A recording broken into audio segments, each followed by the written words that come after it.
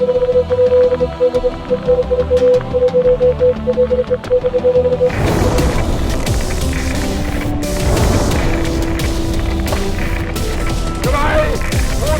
Monate vergangen sind, wird euer Terror Weltleichtigkeit verwahren.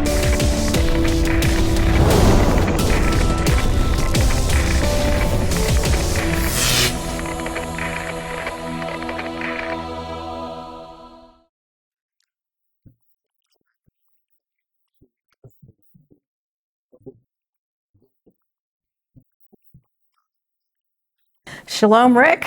Good to be back as we go. We're really getting through this series.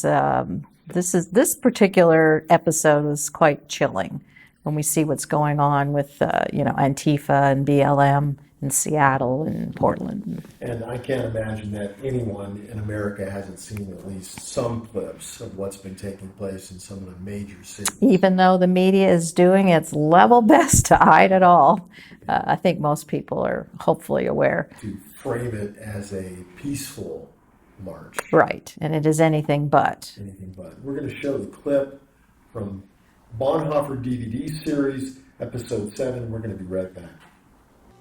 Hitler was a socialist. Okay. Yes, we refer to him as a Nazi, which is the National Socialist German Workers' Party, but he was a socialist. And I would maintain that a fascist, a socialist, and a communist, and whatever, is all the same. He was the one man at the helm manipulating the desperation of the majority of the people, a tyrant, a dictator, a totalitarian. We live not in a democracy, but in a representative republic. And democracy can often descend into the rule of the majority, the tyranny of the majority, what we would call mob rule, this very dangerous place to be. In all of this, Hitler ginned up hatred for the Jews. And what he did was he got the mob to agree with him. And so, again, this is a danger for us when those running the show rule over the mob, incite the mob, and get the mob to think the way they think. So then it's easy to implement the policies. A representative republic protects the minority as Christians from majority rule, from the rule of the mob. Hitler actually was responsible for burning down the Reichstag. This is what got everything going. The Reichstag was the German parliament, and it really it enabled the government to go in and suspend sections of the German constitution. He created a crisis so that it was easy for him to go clamp down on individual liberties and the civil rights of the German people. The Germany had devolved into a dictatorship and basically became a hollow shell of a democratic government. Again, he was able to manipulate the majority of people, and so he manipulated the mob, and he was able to institute whatever he wanted. Basically, by that time, democracy had gone up in smoke. And in some sense, it going up in smoke looked like the gutted parliament, looked like the Reichstag after it had been burned down, a charred, empty remains, a hollow government. Again, I said Hitler and the Nazis were socialists for the simple reason they were staunchly anti-capitalist. And they believed that the means of production in their society should be controlled by the state, by a centralized state power. Kind of similar to what we have today with the administrative state. So we tend to refer to Hitler as right-wing, fascist, etc., but he was anti-capitalist. He was right in line with communist thinking, socialist thinking. There really isn't any difference. Well, no surprise there, right? No, it's always, all the way through this series, this updated series that we're doing, it's surprising to me that 18 months ago we filmed it. It really is. I'm just like, so again, history is cyclical. It repeats itself. There should be no surprises here. The surprise here is that really that our young people don't know their history, because if they did, they would know this is the natural consequence of what's going on. So, you saw and the Reichstag being the impetus there to go out and create havoc, a crisis. Never let a crisis go to waste. I think I heard Rahm Emanuel say that one time, mayor of Chicago at the time. And also, I didn't mention in that clip, but of course we had Kristallnacht. And, blamed on the Jews and went out and, of course, smashed all the Jewish businesses' windows and, the Night of Glass, which is what Kristallnacht is. Right. So, again, those things, it's the same. It's, to use your power that way in violence to get what you want, which is exactly 180 degrees opposite of the kingdom. Right. And what I've been seeing is that many of the groups are using right now racial inequality from what they view it as being, for all the rioting and all the damage and all the demands. Yeah. I watched a clip from one of the major TV networks of Antifa with bullhorns. I think I talked about this in an earlier episode, demanding people leave their homes so they could occupy them. Yeah, and the move. Of course, we'd also mentioned the rioters in Chicago. Doing about $60 million in damage in seeking reparations. I think one of the things we have to remember, because the Nazi leadership used the mob for its own ends, and the same thing is going on here. Antifa is an organization that was founded back in the 1920s in Germany. And as a violent organization, and BLM is the same. It is a violent organization, and it basically came out of the 1960s, out of the Students for Democratic Society and the Weather Underground. The same people, that ended up going into academia are there were three women that formed it, I believe, in 2014.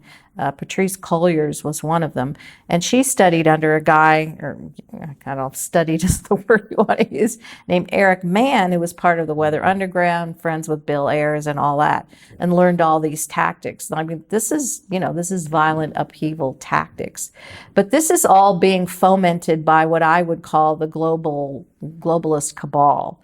I don't know who the players are behind this, but there are players behind it. And there are probably, people from the United States. There are probably some of the Davos crowd and the George Soros crowd funding money, and they're using these people.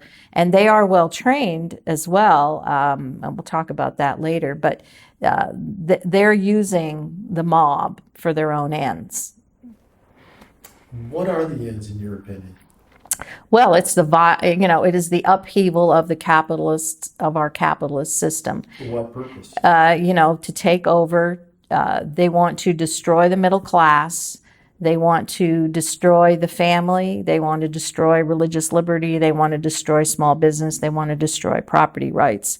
I mean, this is a violent upheaval of our Constitution, of our system, of our Judeo-Christian principles. For the purpose of control? Control, power, and a whole new structure. What would that structure look like? Well, that's past my pay grade, okay? I mean, I don't claim to be a visionary. I haven't war gamed and strategized this, so I don't know. I mean, I know that when you have a vacuum, in comes power, and it, manipulates and controls and does great damage. So I don't know what we look like if they are allowed to succeed. I don't know what the United States looks like. I guess it looks like Venezuela, or the Soviet Union or Cuba. I guess we look like that, which is inconceivable to me and hard to imagine, having grown up, in the 50s, actually in Canada. I don't know how that shakes out, but those are our only examples. I'm a sci-fi guy, and I spare time whenever I can, and to me, I can see fairly clearly what it might look like. And that would be a post-apocalyptic world. Yeah, with zombies, Well, I mean, we can see how violent it's already become. We'll minus out the zombies. But I think the violence, I remember way back when in the 70s, there was a movie out called The Warriors. I don't know if you remember that. And it was basically people taking the law in their own hands and forming groups. And because of the size of the group and the violence that the group had been known for, they got their way. And this is what I see taking place in America. And it's frightening to me that if we don't wake up, and vote this November, that some of these things that we fear will come upon us. Well, the one thing, I mean, the Second Amendment is a bulwark against that.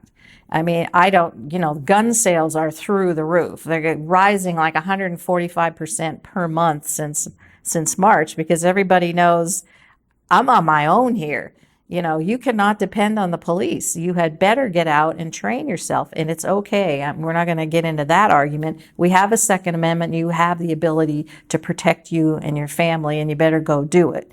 And one of the things you mentioned there, I just want some clarification, if you would, is not being able to depend upon the police is not necessarily the fault of the police. Oh, of course not. It's Yeah. because they're being Defunded, yeah. There's no one washing their back in many of these large cities. Well, no, Albuquerque. Okay, so now we're defunding the police and we're removing some of their responsibility. And now we're going to send social workers into domestic abuse situations. That isn't going to end well. Okay, social workers are not prepared for that. I mean, this is pure insanity. But, we do have a Second Amendment. We have it for a reason. You may not know this, but since World War I up until the 90s, 170 million people lost their lives, not to war, but to government their guns having been confiscated. Wow. Staggering, 170 million people. So, and of course, that's what they did in Germany. We'll probably talk about that after we see the next clip, was, of course, the gun registry and then removing their guns. Now, in your opinion, you think about these cities that are being really devastated by these looters and all the violence going on and the peaceful protesters. What do all these cities have in common? They're run by Democrats, my friend, and they've been run by Democrats. I think Chicago's been run by the Democrat machine for 100 years.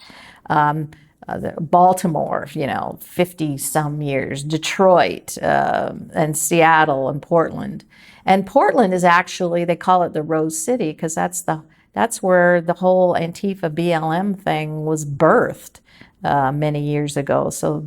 Of course, they've managed to entrench themselves. I've got a few comments about that after our next. But yeah, you're not seeing, there aren't very many large cities in the United States that are run by Republicans. And I'm going, why don't you take a chance? Okay, Chicago, New York, under Rudy Giuliani, New York, thrived. And now look at under de Blasio, that man's insane. They've defunded, I don't know how much money out of, and they had a special unit that would go out. I think there were like 600 of them.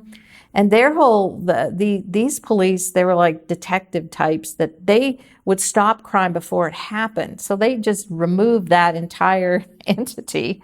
Everything that de Blasio does is insane. And people are leaving New York. They said some upwards of like 400,000 of wealthy have left the city. So why don't you give some Republicans a try in these big cities and see, maybe things will be different. Well, I mean, what is the definition of sanity?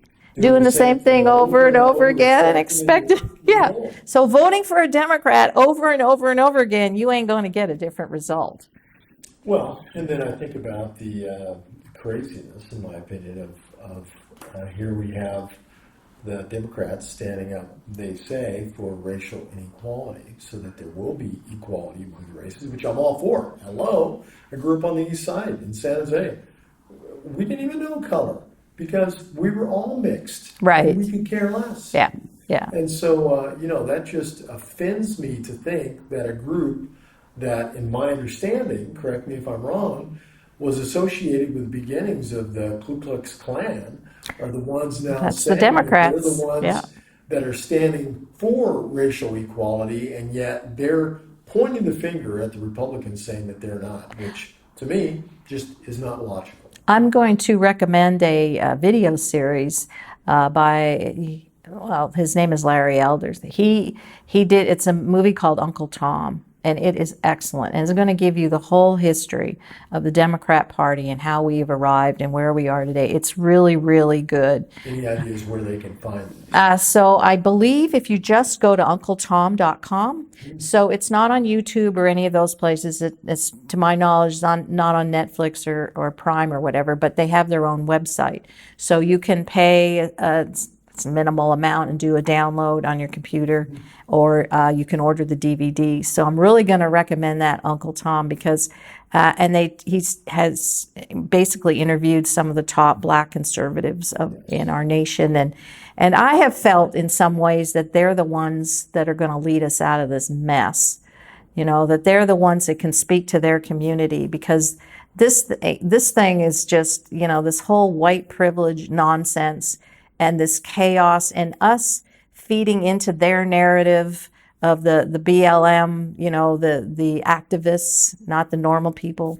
When we use their language and feed into that just gives them credence and power, and we got to upend this thing and try to find a place of unity. But I think this series, the documentary, would be a big help. So I encourage people to go watch that. The other thing that we probably haven't mentioned very much, if at all, is being able to watch the full series of Bonhoeffer. That's probably a good idea. Well, it's good because it'll give them more information than what we're able to present in the short. Yeah, these are just short clips. So the whole series at Israel TV Network, they can basically do a digital purchase. And you'll be very, very surprised at how prophetic we had no idea it would become. But I sure didn't. So here we are. We're going to show you the second clip, and Dean and I will be right back.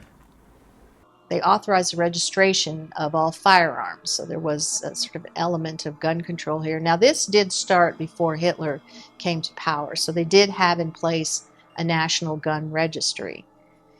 In the 20s, the 1920s is a very chaotic period in Germany, and so they did opt for, under, again, the Weimar Republic, and some sort of gun registration. So once again, law-abiding citizens were compelled to comply with the law. And even though the law-abiding citizens were following the rules, the communists and the Nazis were not, and committing acts of political violence. Sound a little familiar, perhaps.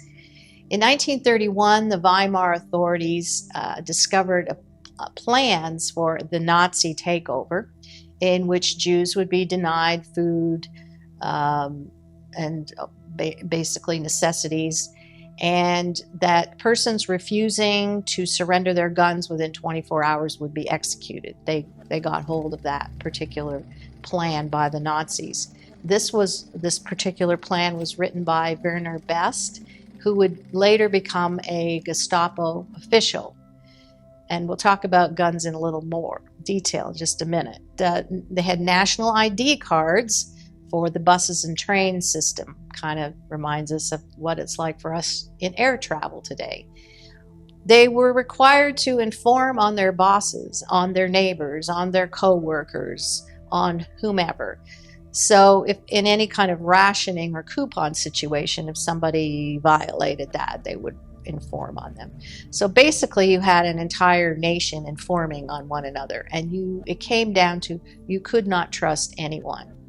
Okay, we're talking about more violence, gun registration, take your guns, nationalizing industry, and ratting on your neighbors. Yes. I mean, I live in a state in which, people are ratting on their neighbors left, right, and center over masks and social distancing and all. It's just, I know for a fact that over the course of 3 months in New Mexico, upwards of 8,000 people have ratted on their neighbors and fellow businesses over, the public health orders and people not abiding by that. This is insane. I don't see how this is any different. I mean, this is exactly where it starts. And here we are. I mean, we're seeing this all over again. You think we'll get to the point of having armbands?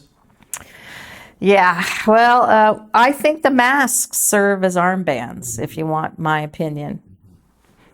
I love your idea of a mask that has a Jewish Star of David on it. Yeah, I want a black mask with a yellow Star of David right over the mouth, I mean, I do feel it's the same thing. I really do. Yeah, very poignant. Okay, Antifa, BLM. Yeah. This ideology. Yeah, so the BLM, as I mentioned, started by those three gals, Patrice Colliers being one of them, who incidentally was invited by Michelle Obama into the White House in 2015. And they have readily admitted they are a Marxist-trained organization, and you can read, their philosophy. I mean, they are anti-capitalist, anti-family, anti-anything. I mean, they are a violent revolutionary group. I don't care what anybody says. And no Christians who support this should have their heads examined. I mean, you need, again, do your homework. All you have to do is go to the website and look. But, money is being funneled through them. We know George Soros and his Open Society is funneling money, and there's a number of other organizations. There's a woman who also was in the Weather Underground. I think she was, Susan Rosenberg's her name. She was part of, I think that when they were blowing up Brinks trucks and taking money, she ended up in prison for quite a number of years. And I think it was Bill Clinton that pardoned her, of course. And her organization is also part of BLM and the money funneling thing going on.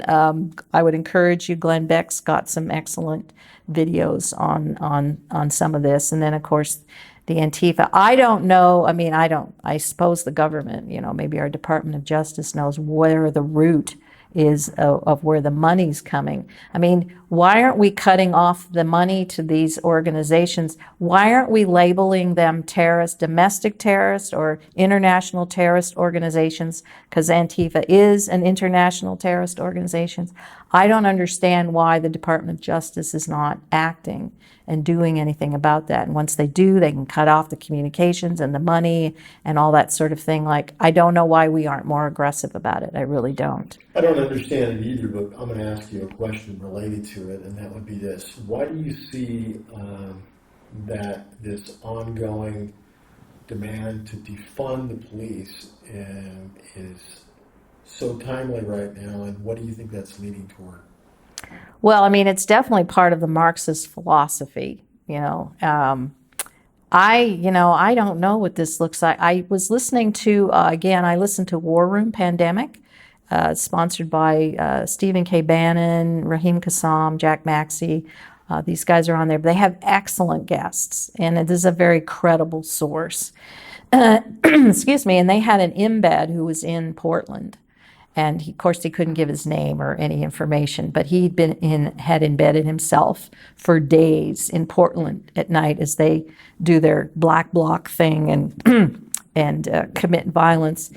And he was saying that they are well funded, they're well organized, they've got oodles of money, they've got enough money to be for bail. They got like millions of dollars. They can this is not a grassroots. This is not uprising of normal citizens saying there's injustice and we want to correct it. No, this is definitely well organized, and somebody's behind it for sure. And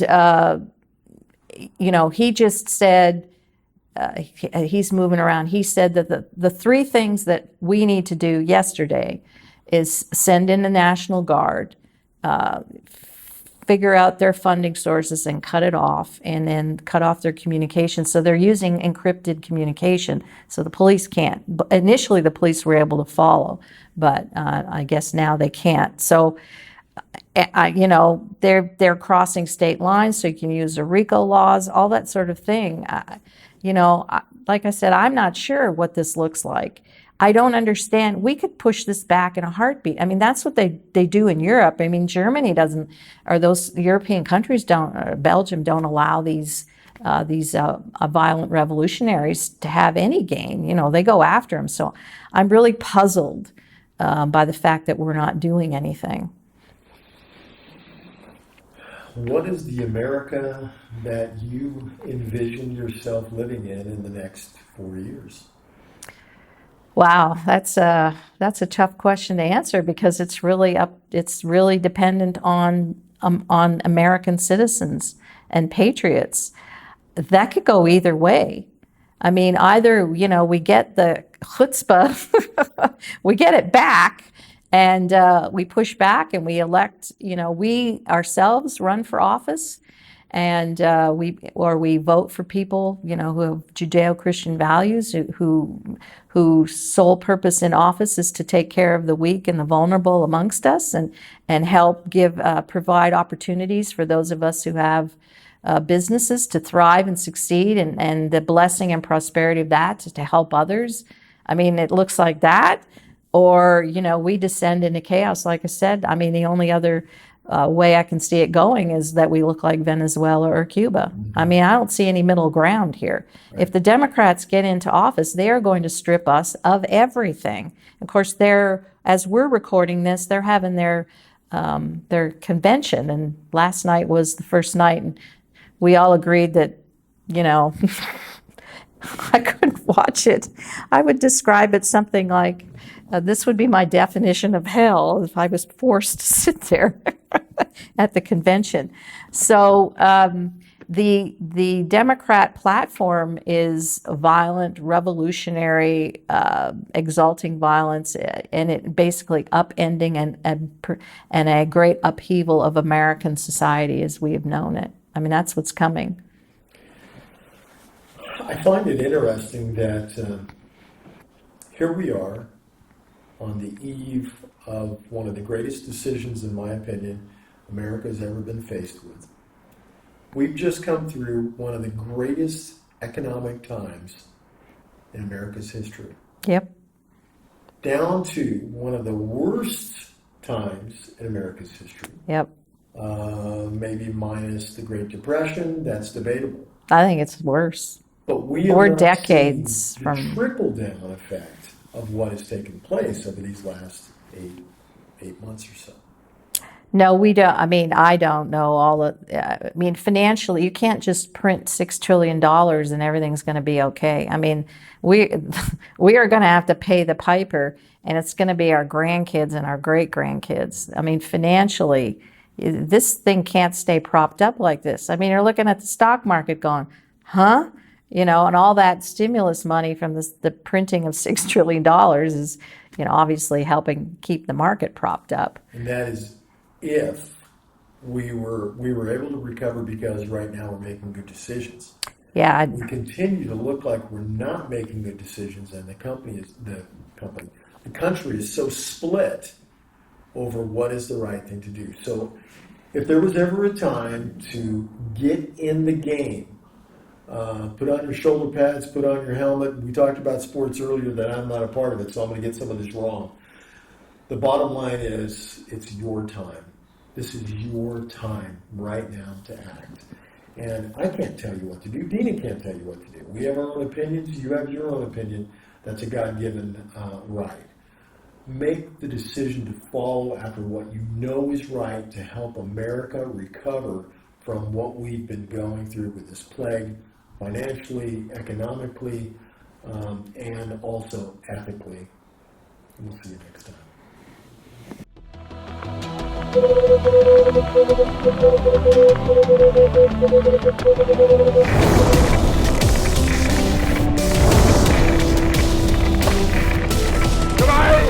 Ohne 3 Monate begangen sind, die euer Terror Weltleichtigkeit verwahren.